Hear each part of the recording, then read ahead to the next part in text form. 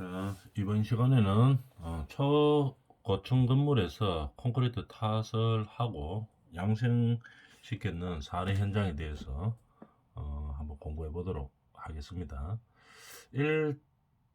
일반적으로 우리가 뭐 층고가 뭐 예를 들어 5층이나 10층, 뭐 20층까지는 조금 어렵겠죠. 뭐 한 10층 정도 밑으로 이런 건물에 콘크리트를 탓을 하려고 하면 펌프카를 사용하는 게 제일 간편하죠. 제일 빠르고, 그죠? 이동도 쉽고, 이러기 때문에 작업 속도도 빨라지고, 그다음에 타설하기도 상당히 쉽고, 이렇습니다. 근데 우리가 지금 현장에서 보는 이런 이게 뭐 삼성동 아이파크죠. 뭐 이런 건물들은 뭐 50층, 60층 막 이렇게 되죠. 그죠? 그러면은 이게 펌프카로 안 올라가기 때문에 그럼 어떻게 할 것이냐? 콘크리트를 펌프로 밀어 올려야 되겠죠. 밀어 올린 다음에 뭐 예를 들어 한 40층의 콘크리트 탓을 한다. 이러면 펌프카가 그만큼 안 가기 때문에 일단 펌프로 밀어 올립니다. 콘크리트를 밀어 올린 다음에 그 다음에 위에서 이제 부어 줘야 되겠죠. 근데 고압 펌프로 이제 밀어 올려야 되는데 문제는 뭐냐면은 너무 길죠. 길기 때문에 이게 펌프로 밀어 올리는 동안에 수분이 감소할 수 있습니다. 콘크리트에는 물이 있죠. 근데 우리가 1층에서 고압 펌프로 이제 밀어 올릴 때 처음에 레미콘 트럭에서 나오던 그때 상태의 콘크리트하고 펌프로 막 밀어 올립니다. 한 40층까지 50층까지 막 밀어 올려 가지고 50층에서 이제 콘크리트 탓을 하려고 나오는 콘크리트하고 비교해 보면은 수분이 너무 많이 감소하는 경우들이 많이 있죠. 왜냐하면 거리가 멀기 때문에. 그래서 어떻게 해야 되는가 하면 빨리 올려야 됩니다. 밀어 올릴 때 너무 고압 펌프 용량이 떨어져 가지고 용량이 낮아 가지고 속도도 느리고 그 다음에 올라가는 속도도 느리고 이렇게 되면 뭐 레미콘이 올라가는 속도가 너무 느리면 어떻게 됩니까? 수분 다 날아가고 없죠. 그죠? 뭐 완전히 없어지지는 않은데 우리가 필요로 하는 그런 수분 양만큼이 있지를 않습니다. 그렇기 때문에 어떻게 해야 됩니까? 빨리 밀어 올려야 된다는 얘기죠. 그러기 위해서는 고층일수록 압이 세야 되겠죠. 그래서 원활한 압송이 될 수 있도록 그런 충분한 압력이 있는 그런 펌프를 가지고 올려야 되는 겁니다. 근데 또 문제점이 있죠. 고압 펌프가 너무 압력이 세면 어떻게 되겠습니까?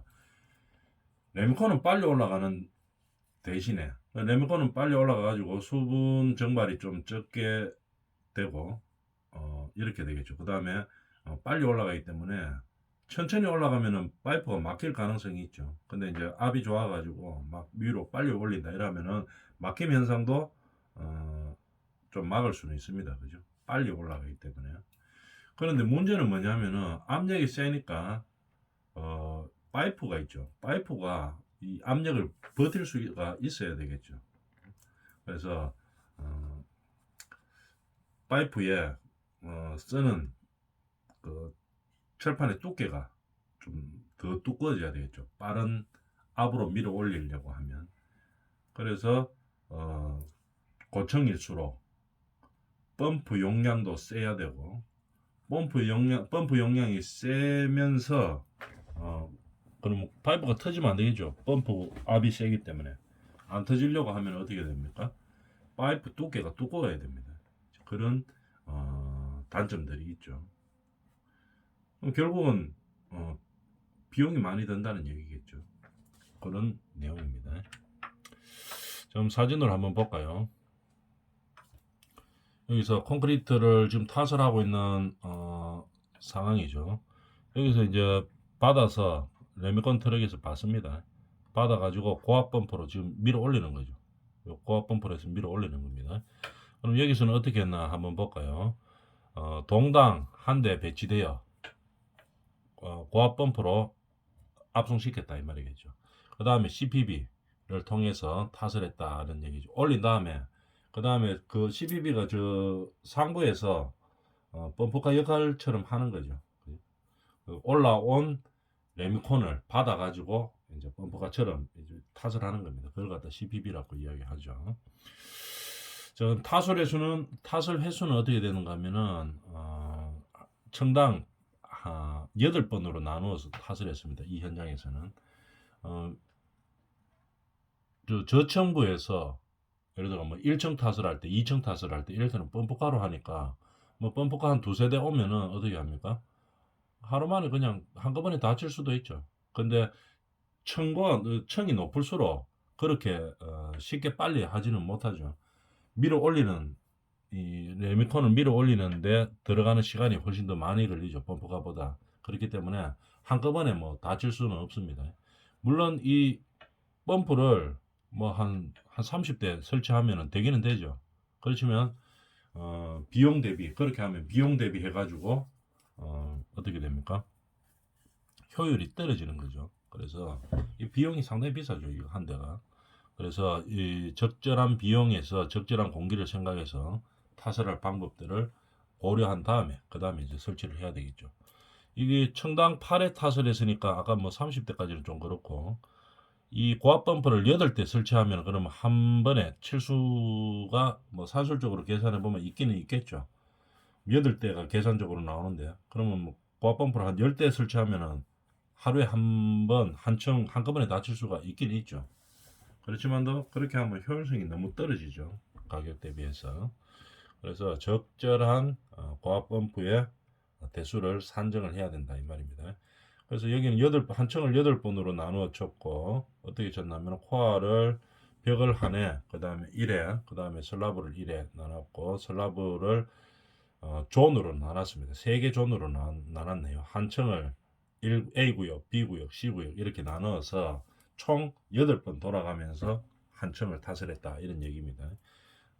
타설하는 사진을 한번 보도록 합니다. 저런 식으로 레미콘 믹스 트럭에서 레미콘을 받아서 여기 고압 펌프로 지금 올리고 있죠. 올리는 관을 통해서 올리는 겁니다. 자, 그러면 이렇게 관을 통해서 고압 펌프로 밀어 올린 콘크리트를 이제 현장에다 그 넓은 뭐 40층 바닥, 슬라브 바닥에다 이제 또는 뭐 기둥에다 타설을 해야 되겠죠. 그 타설 방법에는 뭐 어떤 것들이 있나 봅시다. CPB 방식, 그 다음에 뭐 포터블 배관을 많이 설치해 가지고 배관으로 많이 설치해 가지고 이제 인력으로 이동하는 거죠. 호수를 인력으로 이제 이동해서 하는 방법 하고 이렇게 나눠질 수 있습니다. CPB는 어떤 단점이 있나 하면은 위에 사진부터 한번 보고 갈까요? 요런 게 CPB입니다. 그죠? 올라와서 이렇게 이제 펌프를 밀어 올리면 위에서 이제 이런 장치들이 되어 있는 거죠. 이래 가지고 이제 펌프카처럼 해가지고 이제 탓을 시키는 거죠. 이렇게 되는데 넓은 면적에서는 조금 보면은 요 데가 있죠. 장점은 타설 속도가 빠르고 설치 해체가 빠르고 그 다음에 품질 관리도 용이하고 기둥 타설 시도 품질 관리가 용이하고 초고층 타설에 유리합니다. 위에 올라가가 있기 때문에. 근데 단점은 뭐냐면은 넓은 면적 타설할 때는 좀 부적합합니다. 그래서 어떻게 합니까? 존을 나누는 거죠. 뭐 아까 슬라브를 이 현장에서는 3개 존으로 나누어서 A, B, C 이렇게 나누어서 타설했습니다. 넓은 면적을 타설하기가 좀 곤란합니다. 그 다음에 고가가 장비인 거죠. 고가의 장비인 거죠. 그래서 존을 나눠서 이제 타설을 해주는 겁니다. 그렇지만 타설 속도는 상당히 빠른 거죠. 그거하고 좀 반대되는 뭐 펌프카 이거는 뭐 다 아는 내용들이고 근데 펌프카는 뭐 편하고 다 좋은데 뭡니까 고층부 타설이 안 된다는 얘기고 뭐 10층 넘어가면 안 되죠. 그 다음에 이거 포터블 방식은 배관을 마지막에 이제 콘크리트 나올 때 배관을 쭉 깔아주는 겁니다. 그 다음에 깔아가지고 포터블식으로 사람이 끌고 다니는 거죠. 인력으로 이동해서 하는 겁니다. 그러니까 돈은 좀 싸게 들겠죠. 그런데 타설 속도는 좀 느릴 것이고 그 다음에 인원이 좀 많이 투여가 돼야 되겠죠. 그 다음에 배관이 좀 많이 이렇게 설치가 되어 있기 때문에 조인트가 많이 발생합니다. 타설하고 나면 그런 뭐 장단점이 있습니다. 가격은 좀 싸면 항상 어떻게 됩니까? 뭐 품질에서 좀 아무래도 좀 문제가 발생하게 되겠죠. 그런 내용들입니다. 그 다음에 타설 이제 장비들 한번 볼까요? 여러 설치 평면도를 이렇게 설치했네요. 그래서 이거는 셀프 클라이밍 방식으로 설치했습니다. 그래서 층수가 올라가면서 이게 같이 따라 올라가는 거죠. 이게 같이 따라 올라가고. 그러니까 위에서 이게 뭐 한 40점까지 갔다고 봅시다. 밑에 고압 펌프에서 레미콘을 받아서 위로 이제 올렸겠죠. 올리면 올라온 압에 의해서 올라온 콘크리트를 받아서 이제 여기서 탓을 하는 겁니다. 근데 넓은 지역을 탓을 하기는 좀 곤란합니다. 이게 그렇지만 좀 빠르고 하는 그런 탓을 속도가 빠른 그런 장점들은 있죠. 그 다음에 봅시다.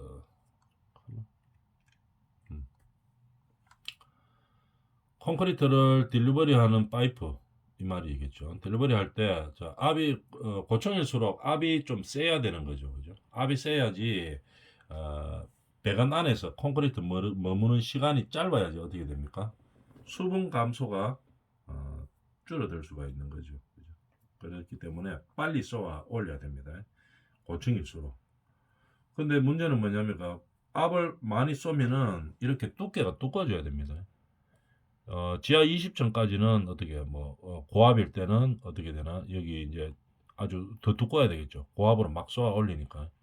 그다음 위로 갈수록 어떻게 됩니까? 조금 저압 형태로 바뀌기 때문에 두께는 조금 얇아질 수가 있겠죠. 그래서 파이프 두께를 고려해야 된다는 얘기입니다. 펌프 용량에 따라서 콘크리트를 운반시키는 파이프의 두께를 조절을 해줘야 된다는 얘기겠죠. 그러면은 한 50층까지 탓을 한다고 보고 1층부터 한 20층까지 밑에가 압을 더 많이 받죠. 왜냐하면 팡팡 쏴 올리기 때문에.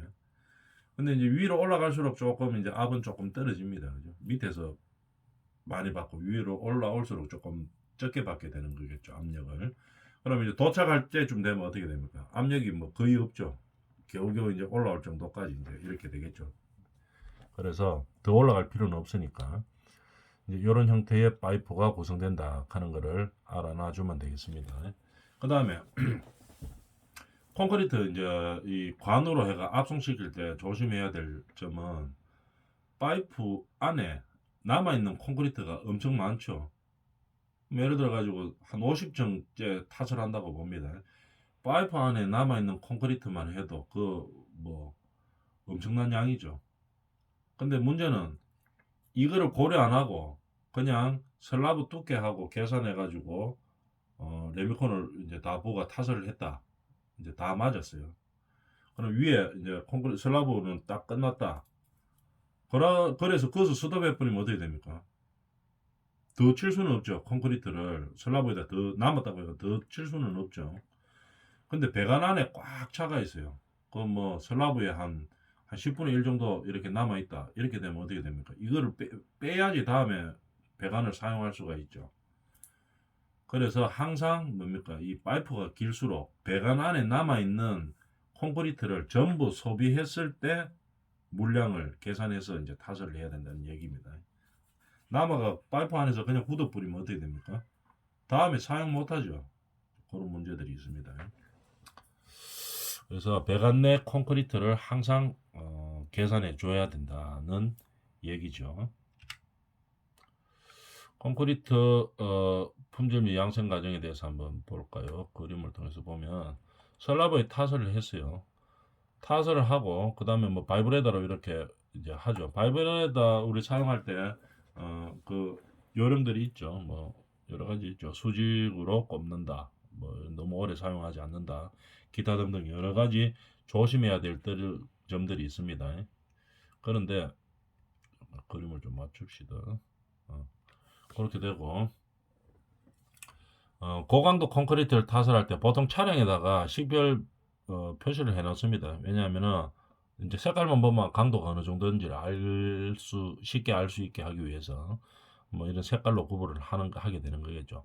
바이브레더 작업할 때 이 현장에서는 이제 고주파 발브레다를 사용했었습니다. 물론 장비는 그것까지만도 고주파를 쓰면은 저주파 발브레다 쓰는 것보다가 더 밀실하게 콘크리트가 어, 자리를 잡게 되겠죠. 밀실하게 된다 이 말입니다. 그 꼼보 이런 거 나고 이런 게 좀 적게 되는 거겠죠. 그 다음에 슬라브 이래 콘크리트 탓을 하고 닦을 때 보통 뭡니까 일반적으로 하려면 사람이 당기죠. 이 판때기를 만들어 가지고 사람이 당기는데 어떻게 됩니까? 그보다는 진동 스크리드 이런 걸 주면은 사람이 아무래도 이 수평 수직 수평 맞추고 하는 것보다 더 정확하게 할 수 있죠. 이어서 이까지 판 길이가 길죠. 긴 상태에서 진동을 주면서 쭉 당겨 나오기 때문에 면이 깨끗하게 됩니다. 그 다음에 뭐 꼼본하고 균열하고 이런 것들을 좀 더 줄여줄 수가 있겠죠. 진동 스크리드라고 이야기합니다. 그림으로 한번 보면 알겠죠. 이건 사람이 당기는 것보다 훨씬 이제 힘이 있기 때문에 이게 더 길게 할 수 있겠죠. 한 번에 쫙 당기기 때문에 면이 더 고르게 되는 거겠죠. 수평이 좀 더 정확하게 맞출 수 있는 겁니다. 그런 장비들이 있는 거죠.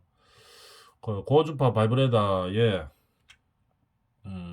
실험을 했네요. 이 현장에서 보면은 고주파 바이브레다하고 저주파 일반적으로 많이 쓰는 거하고 보면은 실험체를 만들어 보니까 한 20도 전후로 실험을 해봤습니다. 당연히 뭐가 더 좀 좋겠습니까? 면이 깨끗하고 품질이 더 잘 나오겠습니까?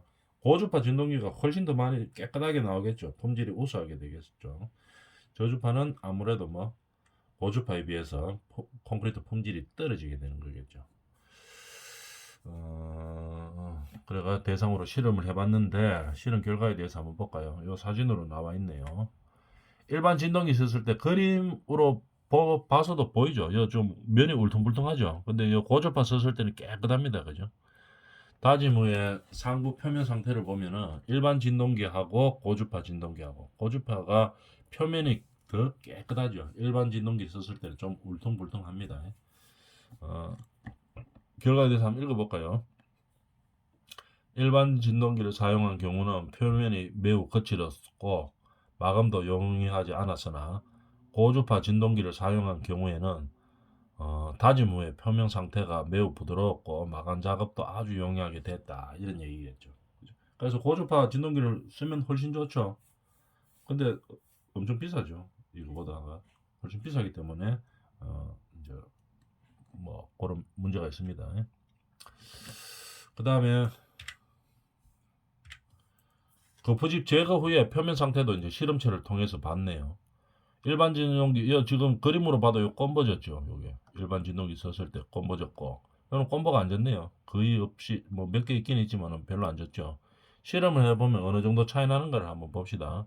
기포수에서 보면 저주파 썼을 때는 2mm 이하는 9개, 고주파는 10개. 뭐 별로 어 조그만 기포에서는 뭐 별 차이가 없는데 이제 큰 기포로 갈수록 어떻게 됩니까? 차이가 확연하게 드러나죠. 저주파 썼을 때는 24개, 2에서 10mm 사이가. 그 다음에 고주파 썼을 때는 12개, 한 반으로 확 줄었죠. 그 다음에 10mm 이상이었을 때는 23개, 5개, 이런 식으로 차이가 확연하게 드러납니다. 그래서 밀실하게 된다는 얘기겠죠. 그래서 진동기를 쓸 때 고주파 진동기를 사용하면 훨씬 품질이 좋아질 수 있다 하는 것을 이 현장에서 실험을 했습니다. 그죠?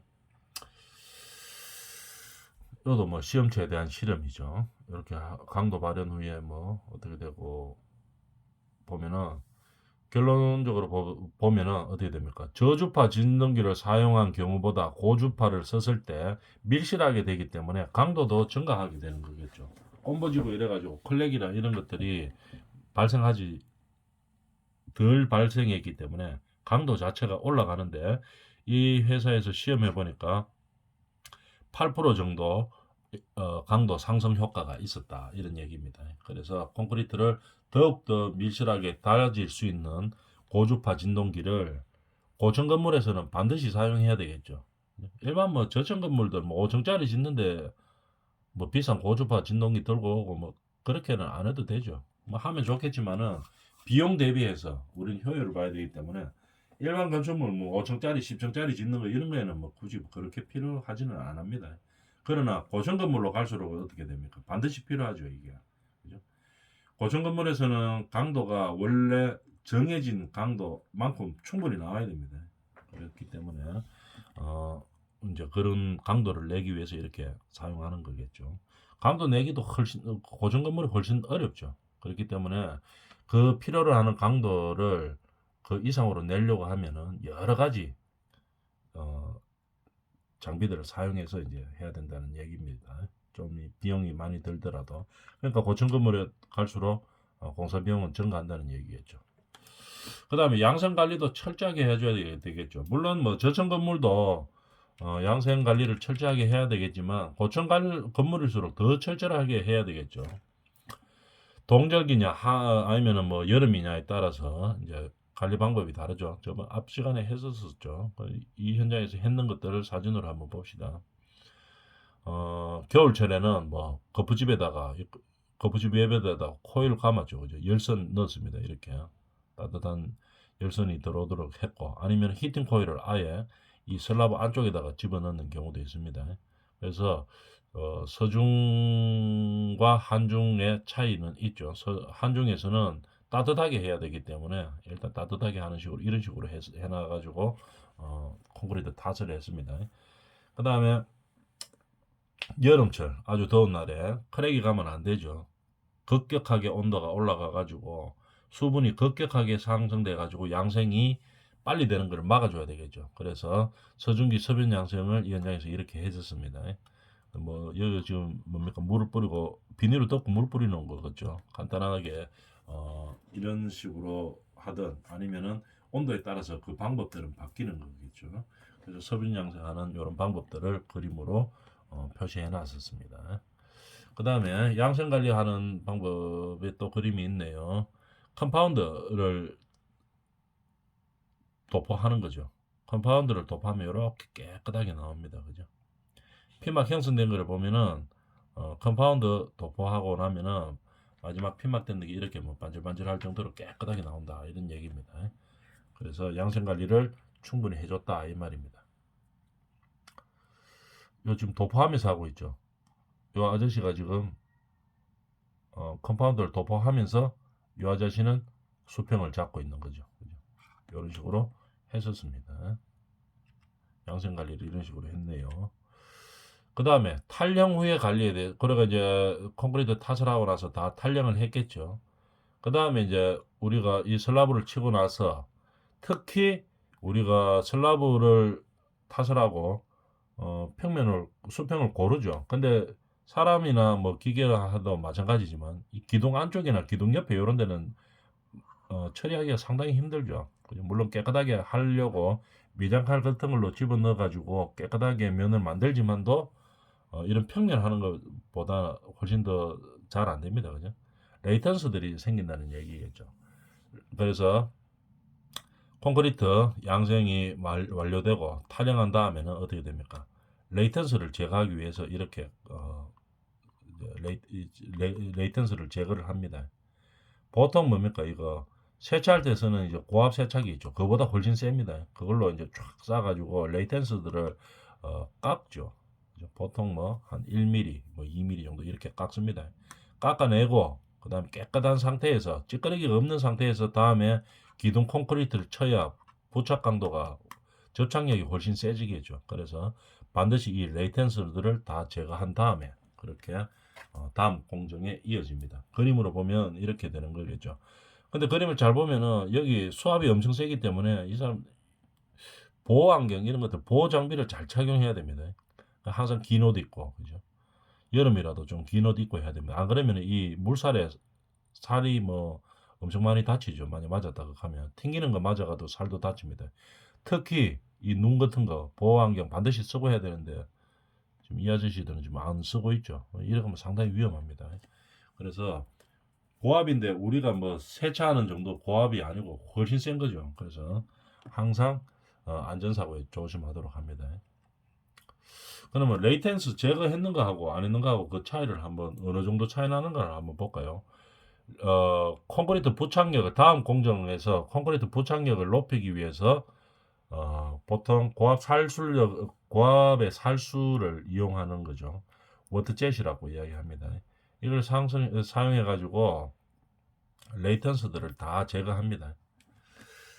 자, 레이턴스 제거한 후에 그 어느 정도의 거기 있나는 여기서 한번 봅시다. 자, 그러면은 콘크리트에다가 레이턴스 제거 안 하고 바로 다음 공정에 콘크리트를 탓을 했어요.